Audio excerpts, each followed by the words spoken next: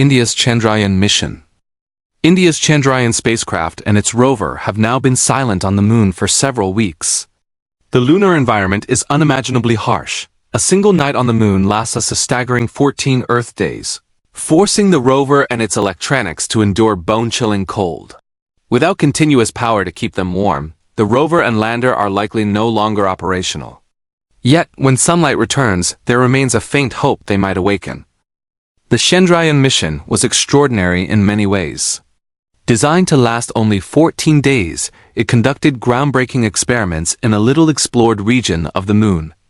Not only was it India's first successful lunar landing, but it was also achieved on an impressively modest budget, just $75 million, less than half of what China spent on its lunar rover. So, what lies ahead for Prajna, the rover? First, we need to consider its exact location. What will happen to Prajna?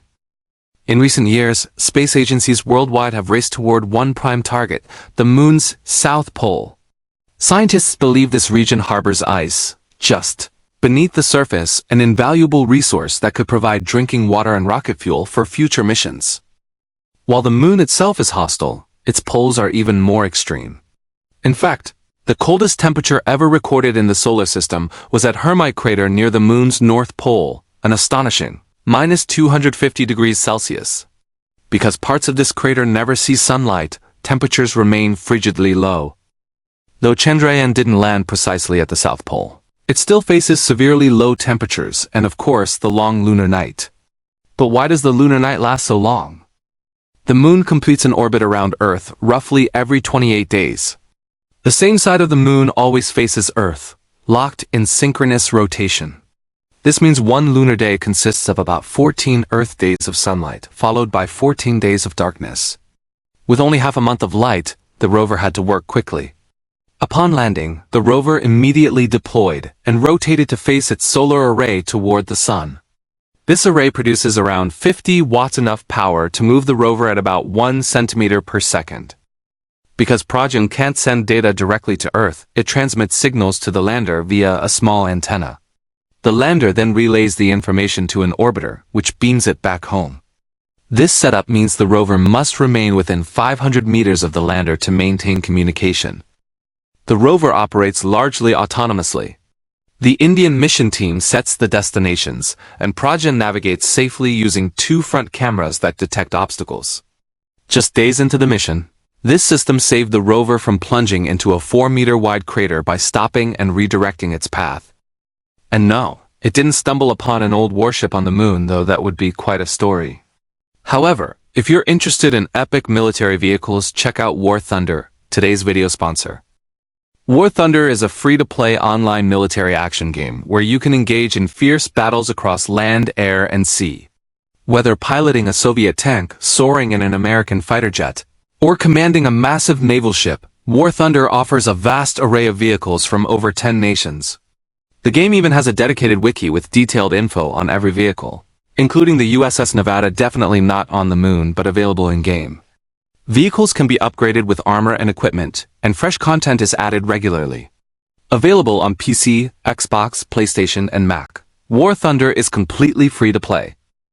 Download War Thunder today using the link in the description. New players and those returning after 6 months will receive special bonus vehicles and a premium account for 1 week. Surviving lunar night.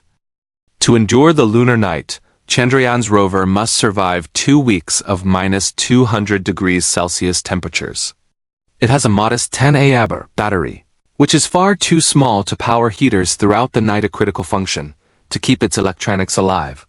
Due to India's budget constraints, the rover wasn't designed to withstand these extreme cold conditions, leaving its fate to chance. In contrast, China's lunar rover is equipped with a radioisotope heater unit, RHU, a device containing radioactive plutonium-238 that provides a steady heat source throughout the lunar night. However, this technology is costly and was beyond the Chandrayaan mission's budget. As a result, India's rover was simply put into a sleep mode during the night. Despite these challenges, Chandrayaan's 2 weeks on the moon were a major success. Early in the mission, the rover used a laser detector to analyze the moon's surface composition. The detector fires a laser pulse, vaporizing a tiny patch of the surface into plasma, By studying the plasma's emitted light spectrum, scientists can identify the elements present based on unique light signatures. The rover detected aluminum, sulfur, iron, silicon, and even oxygen elements vital for potential lunar mining. One of Chandrayaan's most remarkable experiments took place beneath the surface. Our understanding of the moon's formation and internal structure remains mostly theoretical. We believe it has a solid iron core surrounded by a mantle and crust, but much is still unknown. To learn more, the lander drilled a temperature sensor 10 centimeters into the ground.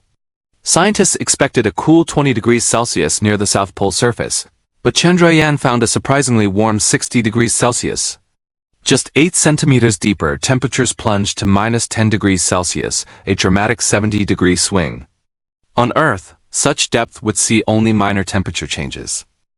Conducting these in situ lunar experiments is invaluable, a feat achieved so far only by India and China in this century. Besides oxygen and sulfur, Pragyan also searched for hydrogen, a key indicator of ice beneath the surface. Before nightfall, engineers calculated the precise direction of the sun's return in 14 days and oriented the rover's solar panels accordingly. On September 3rd, the rover and lander were powered down. Their batteries eventually depleted, and all contact with Earth ceased. At the time of this video, both have been braving the harsh lunar night for 2 weeks, with sunrise expected any day now. If the electronics have survived, the solar panels will recharge the batteries, and the rover will attempt to re-establish communication with the lander, which will then relay signals to Earth. Our receivers will be listening closely, waiting for that vital signal. If Chandrayaan and Pragyan endure, it will be a historic achievement, allowing continued exploration of the moon's surface. If not, this mission will still stand as humanity's pioneering journey into the moon's South Pole. And now, for the Primal Space giveaway. Congratulations to Matt Thomford, the winner of our previous giveaway. In the next video, we'll be giving away a LEGO Perseverance rover. To enter, simply sign up via the link below. Like this video and comment on what inspired your passion for spaceflight. Thank you for watching, and I'll see you in the next video.